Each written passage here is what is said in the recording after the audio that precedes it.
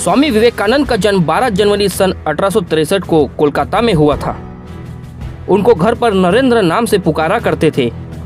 उनका पूरा नाम नरेंद्र विश्वनाथ दत्त था। उनके पिता विश्वनाथ जी का निधन 1884 में ही हो गया था, जिसके चलते घर की आर्थिक दशा बहुत खराब हो चली थी। इसी कारणवश घर की आर्थिक जिम्मेदारी विवेकानंद जी पर पूरी तरह आ गई। स्वामी विवेकानंद बचपन से ही काफी बुद्धिमान हुआ करते थे। संगीत, साहित्य और दर्शन में उनकी विशेष रुचि थी। घुड़सवारी, कुश्ती और तैराकी का भी काफी शौक हुआ करता था। बचपन से ही स्वामी अत्यंत कुशाग्र बुद्धि और स्वभाव से नटखट थे। वे अपने साथी बच्चों के साथ काफी शरारतें किया करते थे। वे अपने अध्यापकों के साथ भी काफी शरारतें किया करते थे। फिर भी वे अपने अध्यापकों के काफी चहेते थे। स्वामी जी का घर बहुत ही साधारण व धार्मिक हुआ करता था। उनकी माता भुवनेश्वरी देवी हमेशा पूजा पाठ में लीन रहा करती थी। भुवनेश्वरी देवी जी को पुराण, रामायण, महाभारत आदि कथाएं सुनने का शौक हुआ करता था। कथावाचकों का भी इनके घर आना जाना जारी रहता था। भजन कीर्तन भी नियमित रूप से हुआ करते थे। माता भुवनेश्वरी जी के धार्मिक एवं आध्यात्मिक वातावरण के प्रभाव से ही स्वामी के मन में बचपन से ही धर्म एवं अध्यात्म के संस्कार गहरे पड़ गए। धार्मिक वातावरण होने के कारण ही स्वामी के मन में बचपन से ईश्वर को जानने की तथा ईश्वर को प्राप्त करने की लालच दिखाई देने लगी थी। स्वामी जी कभी कभी ईश्वर के प्रति ऐसे प्रश्न पूछ बैठते थे कि उनके माता पिता और कथावाचक पंडित जी तक आश्चर्य में पड़ जाते थे। सन 1800 में 8 साल की उम्र में स्वामी ने ईश्वर चंद विद्यासागर के मेट्रोपॉलिटन संस्था में दाखिला लिया, जहाँ उन्होंने स्कूल की शिक्षा प्राप्त की। 1877 में उनका परिवार रायपुर चला गया। 1879 में कोलकाता में अपने परिवार की वापसी के बाद वह ऐसे एकमात्र छात्र बने जिन्होंने प्रेसिडेंसी कॉलेज प्रवेश प्रक्रिया में प्रथम डिवीजन के अंक प्राप्त किए। वे दर्शन, धर्म, इतिहास, सामाजिक विज्ञान, कला और साहित्य सहित विषयों के उत्साही पाठक थे। उनको वेद, उपनिषद, भगवत गीता, रामायण, महाभारत और पुराणों में बहुत रुचि थी और वे नियमित रूप से शारीरिक व्यायाम, घुड़सवारी, कुश्ती व तैराकी खेलों में भाग लिया करते थे।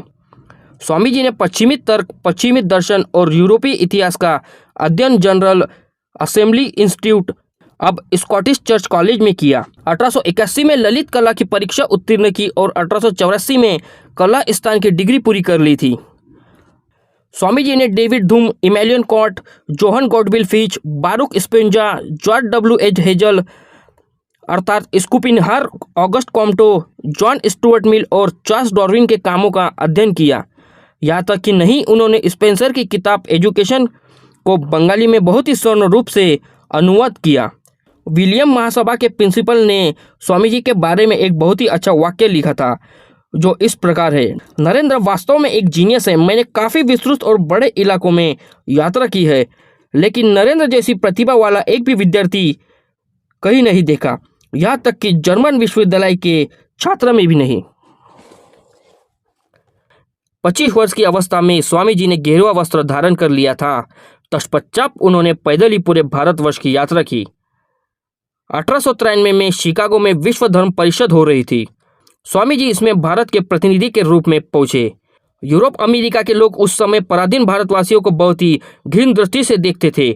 वहाँ लोगों ने बहुत प्रयत्न किया कि स्वामी जी को सर्वधर्म परिषद में बोलने का समय न मिल पाए, पर एक अमेरिकी प्रोफेसर के प्रयास से उन्हें थोड़ा समय मिला और काफ़ी कम समय में ही स्वामी ने अपने विचार सुनाकर सबको आश्चर्यचकित कर दिया। फिर उसके बाद तो खुद अमेरिका ने उनका अत्यधिक स्वागत किया। स्वामी जी 3 वर्ष तक अमेरिका में रहकर वहाँ के लोगों को भारतीय तत्वज्ञान की अद्भुत ज्योति प्रदान करते रहे। उनकी वक्तत्व शैली तथा ज्ञान को देखते हुए वहाँ के मीडिया ने उन्हें साइक्लोनिक हिंदू का नाम दिया था। प्रत्यदर्शियों के अनुसार जीवन के अंतिम दिनों में भी उन्होंने अपने ध्यान करने की दिनचर्या को नहीं बदला और प्राप्त 2-3 घंटे ध्यान किया करते थे।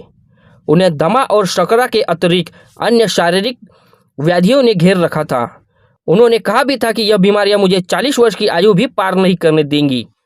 4 जुलाई 1902 को बेलूर में रामकृष्ण मठ में उन्होंने ध्यानमग्न अवस्था में ही महासमाधि धारण कर प्राण त्याग दिए।